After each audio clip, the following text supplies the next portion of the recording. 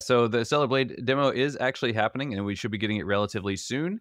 It will be coming out on March 29th, and it will cover the first chapter, which is going to include the tutorial. So it's going to be teaching you how to play and all that sort of thing. Your save data is going to carry over.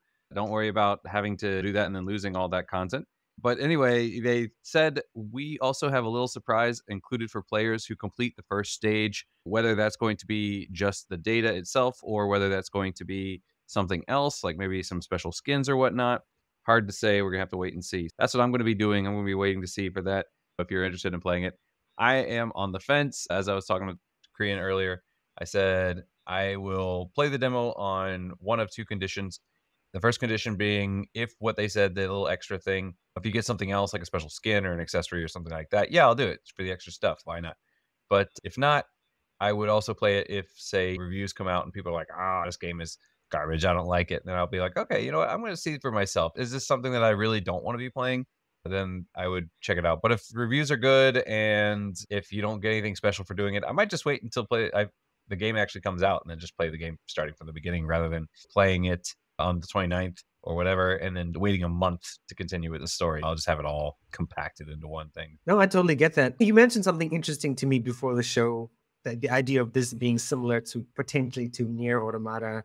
Do you think that's potentially a downfall? Like people are going to start playing this, man, there's nothing new about this. It's just another decently looking woman killing stuff, right? Is that a potential downfall for this game?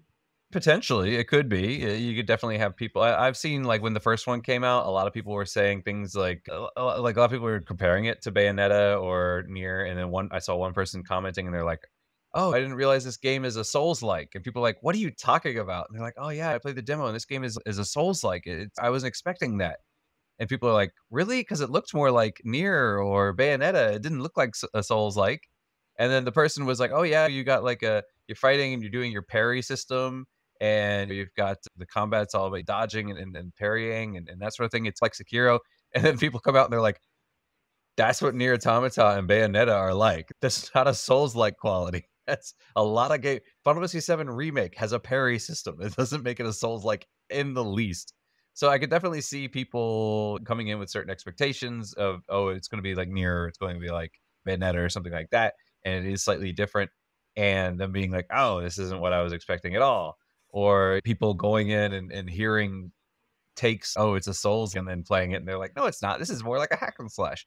And then being like, oh, order canceled. So I could definitely see it being compared to other games as both helping it and being a detrimental to it. Yeah. So being So, aware of Bayonetta and playing the Nier games, what is something you hope Stellar Blade does that you'd like to see? A potential. I'm not sure about Bayonetta, but one of the things that I really liked in Nier was the amount of customization you could do. You had the chipsets that you could put into 2B and 9S and 8.2. So you could take different chips and put them in and fit them in, and they would give you certain. You could say, okay, I want to augment my speed, or I want to add maybe like when I swing the sword, there's like a laser wave coming out of it and that sort of thing, or I want to up my energy or whatever. I really like those kind of customization options and your ability to tweak the character to your play style. So if you were somebody who wanted a slower, heavier style, or if you wanted to be a little bit faster, or you wanted to be a little more cautious, more tanky, or if you wanted to be a little more risk reward, being able to do that, I think was really nice. And so I would really like to see something like that return where you can do customization for that sort of thing.